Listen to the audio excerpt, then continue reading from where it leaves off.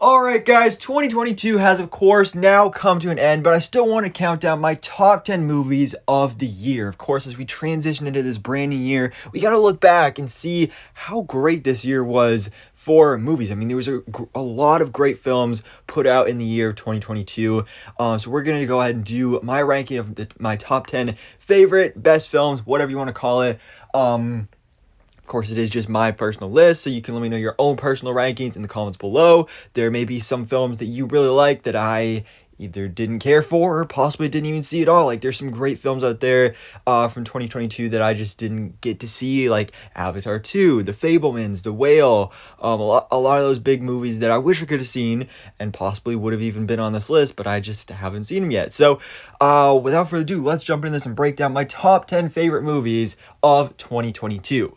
Starting off with number 10, we have Doctor Strange in the Multiverse of Madness. Now, this is a spot I kind of went back and forth on. It was between Multiverse of Madness and Black Adam, because Black Adam I just watched for the first time last week.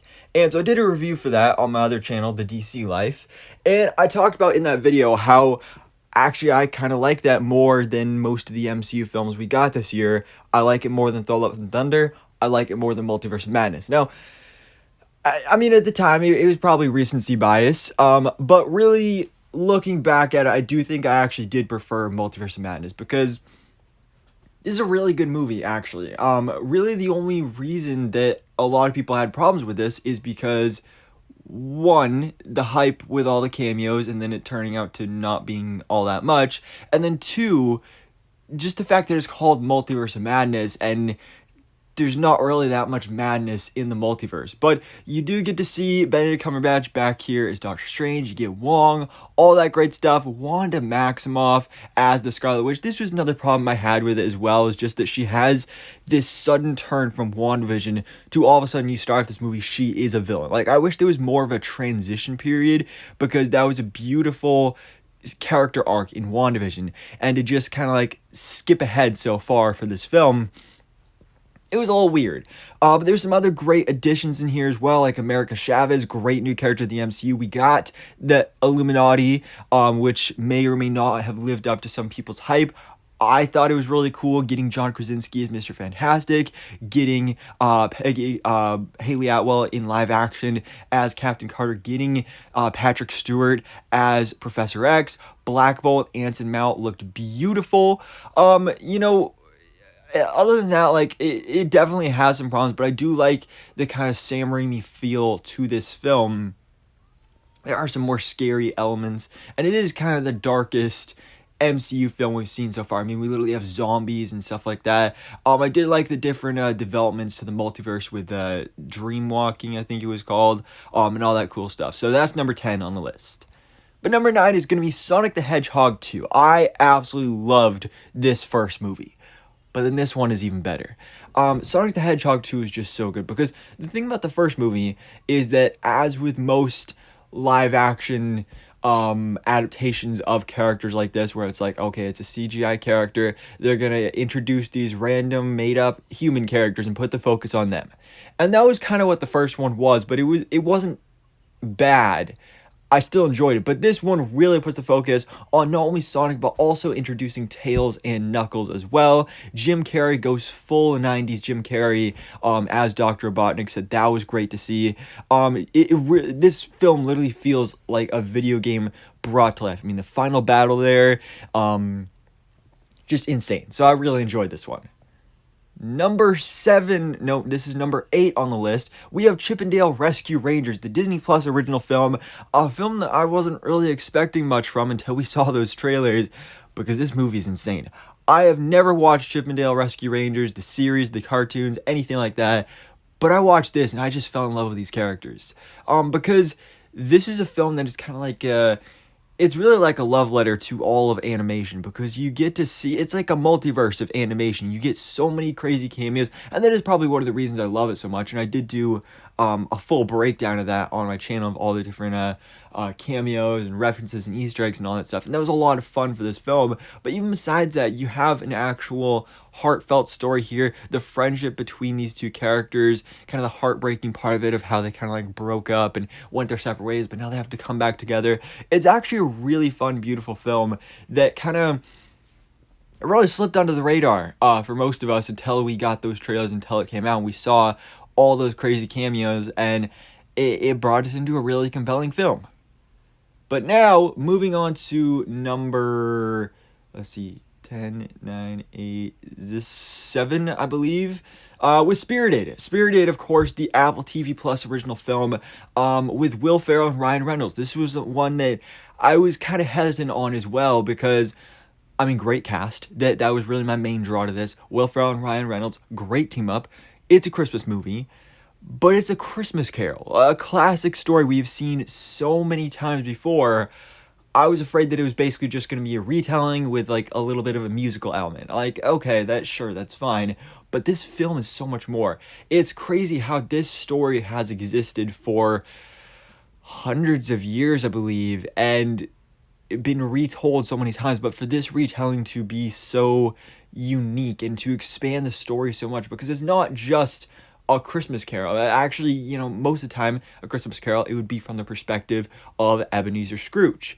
And not only do we kind of set aside the character of Scrooge in this film, he's still involved here in a really interesting way that was a twist I did not see coming, but you put the focus instead on Will Ferrell's character as the ghost of Christmas Present. So Ryan Reynolds is kind of like our Scrooge character here, but Will Ferrell is more of the main character, and you get to see his kind of like midlife crisis here, and how he's kind of contemplating, like, am I actually doing good here? Am I actually helping?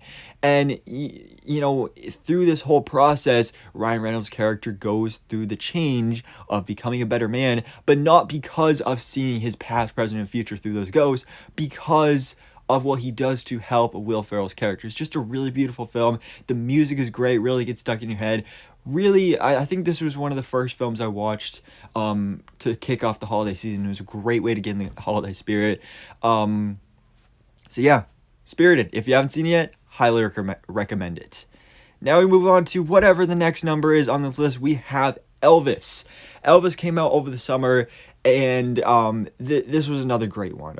Really, the standout here is Austin Butler. His performance as Elvis Presley is just phenomenal. He fully embodies the role. Kind of crazy the fact that now, you see Austin Butler doing interviews. He still talks like Elvis because he just can't, like, his voice literally changed for this role. He just completely transformed himself. Tom Hanks, of course, is great as well. Elvis is like one of the most famous people in the world. He's the king of rock and roll, but he's a guy that I like. A lot of these historical figures, like, about him. But before this movie, I really didn't know much about Elvis, and especially his origin story, where he came from, kind of how he was originally inspired by like soul and gospel music, which I think was really interesting and not something I had any idea about. Just the whole journey of this film was really compelling. Obviously, the music is great. Elvis, Baz Luhrmann did a great job directing. Really enjoyed this one.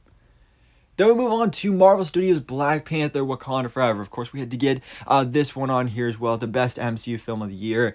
This film was faced with the just tragedy of Chadwick Boseman's loss. How to deal with that and how to still make a compelling film. And they did that, and they executed so well, because it still takes a lot of elements of what Ryan Coogler since revealed the original Wakanda Forever film was going to be about, even with Chadwick Boseman. But it takes it to another level. So we have Letitia Wright Shuri becoming the main character here. She becomes the Black Panther. I don't think that's really a spoiler. I mean, we already knew that prior to this. But it's a film about grief. And I love how Shuri, just seeing her in the first movie, you would not at all think that's the type of character that should be the next Black Panther. But the journey she goes on this film with grief, with the anger and the hate inside her, the revenge, all of that, and by the end, becoming a hero. It's a really powerful, beautiful story. Namor, the boy without love. Namor is just the best character of this film, one of the best new MCU characters of 2022. I love that guy. I mean, he was a great villain here. The exploration of Talokan, all those different characters there, was just great. He was a great villain. He was a ruthless villain.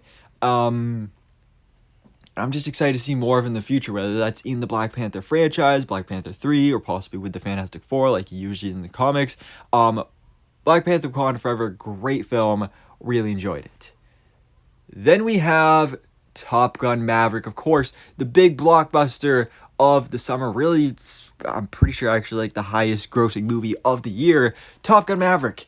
Insane movie. Obviously a legacy sequel to the original Top Gun, which came out back in the 80s. So like 30-40 years later, we get this sequel.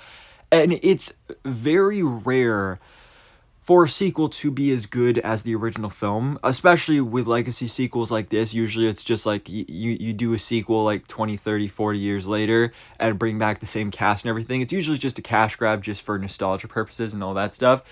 But honestly, I think I like this more than the original Top Gun. I had so much fun with Top Gun Maverick. I just watched it a couple days ago when I got it on Blu-ray for Christmas. I'm kind of disappointed I didn't get to see it in theaters because I can just imagine how great of an experience that must have been for those of you that saw it there. But even at home, it was a great experience. Tom Cruise, obviously great as Maverick. Miles Teller as Rooster, and kind of that's kind of like the core relationship in this film, is that the struggle between those two characters, the hatred that Rooster has for Maverick, the kind of a father-like relationship that is there. Maverick wants to protect Rooster and all that. It was really cool to see, especially how it comes together in the end. The action in this film was insane because, the stunt, Tom Cruise, of course, is iconic and known for his stunts. But all the flying, the aerial shots, because most of it was actually done. It's not all CGI. It was really, really cool. Really beautiful to witness. The soundtrack, of course, was great as well. The one thing I am kind of disappointed about this film, Miles Teller sang Great Balls of Fire, and I mean, since the movie came out, they released the full video on YouTube, so I've been listening to that for months. I know all the words. I love that rendition of the song. And then in the movie itself, you only get like 2 or 3 seconds of it. That was the only thing I was really disappointed by. Other than that, Top Gun Maverick, great film. And then we get into, I believe, top 3 here, with Everything Everywhere All at Once. This was the big one that was really hyped up for me because everybody was talking about Everything Everywhere All at Once. Another one that kind of just came out of nowhere. I'd never even heard of it until people were talking about it. And then it comes out and you just hear all these great things. But at the same time, nobody can really tell you what it's about. So before you even watch this, I mean, it really is hard to explain what this film is. So going into it, which I just watched for the first time last night, you don't really know what to expect. Basically, all I knew about it, okay, it's a multiverse film.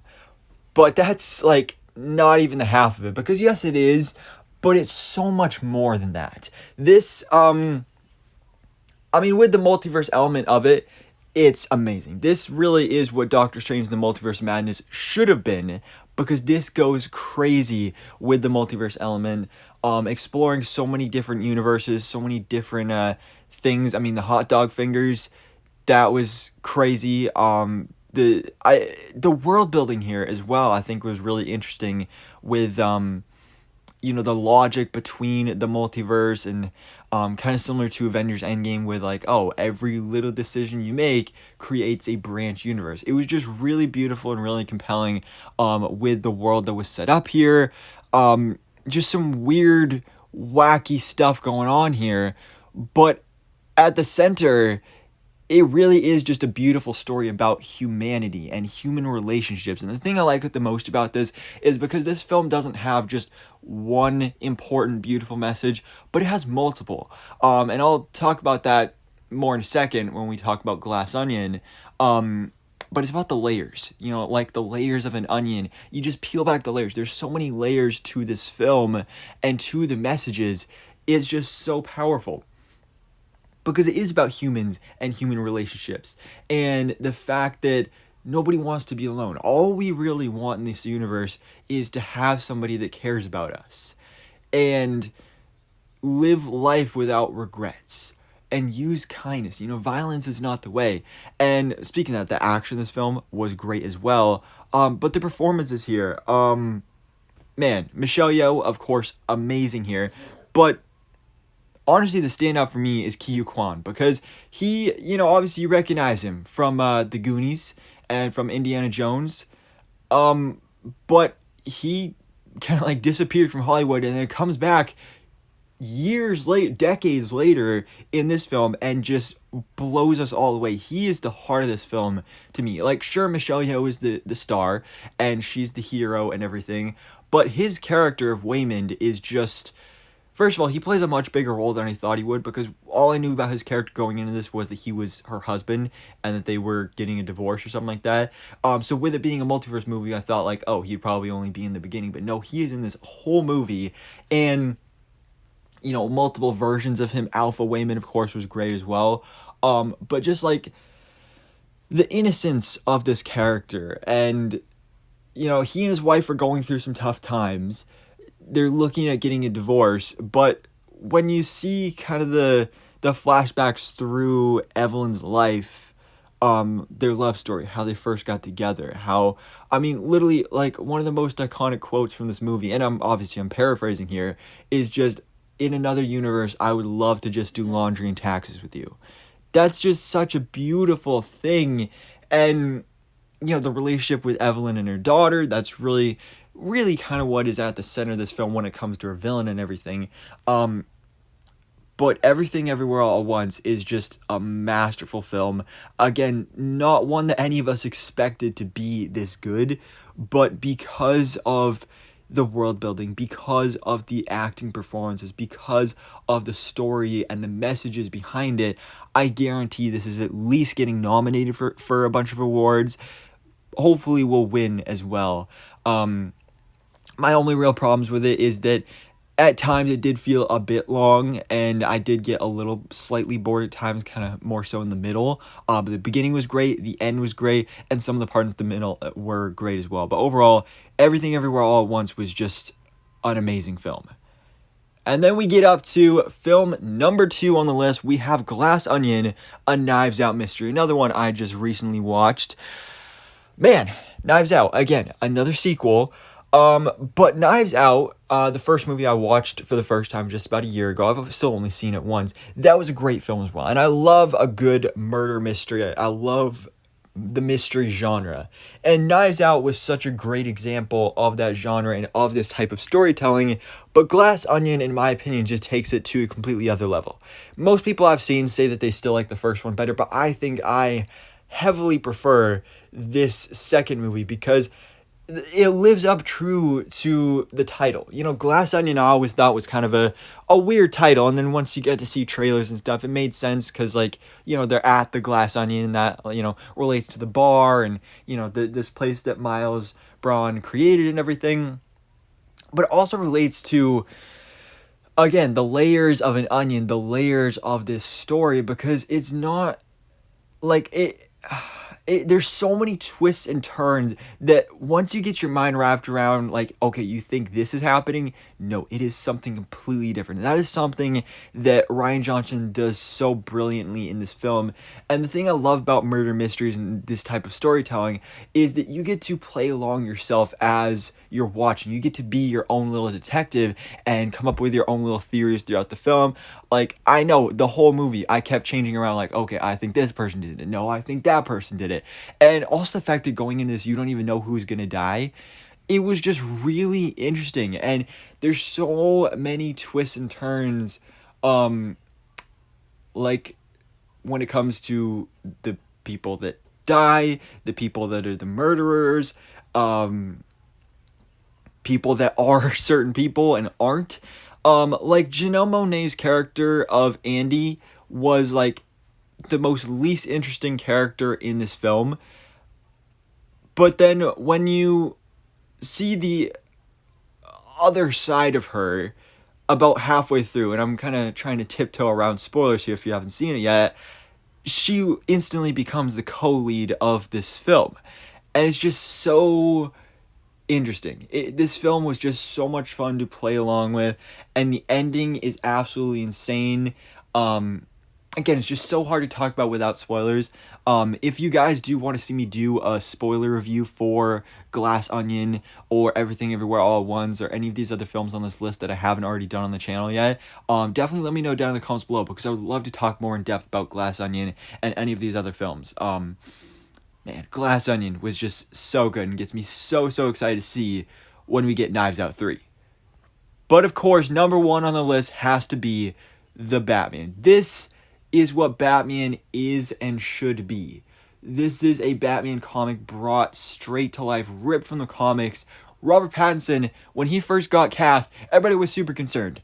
Oh great, it's Twilight Boy, Vampire Boy, rom-com, cheesy actor Robert Pattinson. But no, this man is the Batman. Just the presence he brings to this role. And obviously this is early years for Batman, so we don't even get to see the kind of playboy billionaire persona of Bruce Wayne, which is like one of my only minor gripes with this, but it makes sense with the timeline. But his version of Batman, the suit, everything like that, amazing. Gotham City, dark, dirty, gritty, as it should be. The Riddler, Paul Dano, amazing in this role. Such a reinvention of this character, but for the good. Usually in the comics, the Riddler is he's literally just a guy that commits crimes and leaves these little riddles for the Batman to find him. But this is so much more. Inspiration from the Zodiac Killer and all these different traps he sets and trying to expose the corruption of Gotham City is just a really compelling story. Zoe Kravitz's Catwoman, the Bat and the Cat, that whole romance, beautiful to see. I love that. Man, the Penguin, Colin Farrell is completely unrecognizable as the Penguin. And even though he's not really in this film too much, what he does bring to this is so great and gets me so excited to see what he does in his HBO Max series, which is going to be coming hopefully this year, maybe next year. But I'm really excited for that. And just, again, world building. I love world building. The world that this film sets up, obviously we know we're getting a sequel. We know we're getting all these spin-offs with the Penguin HBO Max series, with the Arkham Asylum HBO Max series, with supposedly a Scarecrow movie, and a Professor Pig movie, and a Clayface movie. It's just so crazy, and with the Joker showing up in the end, it's world building at its finest, and this is the definitive version of Batman here. And we don't know about the future at DC other than this. This is an Elseworld story. Whether they will or will not combine this world with the new rebooted DCU, we do not know for sure. I think that would probably be the easiest thing to do, but we will see. But the Batman is just honestly a perfect Batman movie here. There's not much you can nitpick about this film and say that you didn't like it. Obviously everybody is entitled to their own opinions, but personally, there's barely anything I don't like about this film. It's a bit long, but it really doesn't even feel that long. It feels like it goes by rather quickly, and it's very, very entertaining. Well, guys, there you have it, my top 10 movies of 2022. It was a great year for film, and again, a lot of the good ones I didn't even get to see yet, but 2023 is going to be just as good, if not better. Of course, stay tuned for my top 10 most anticipated films of 2023. Of course, also check out my top 10 series of 2022, and let me know down in the comments below, again, your top 10 movies of 2022. So anyways, guys, thanks so much for watching. Please drop a like if you enjoyed this video, and hit the subscribe button so I can keep you up to date on everything goes on in the movie life.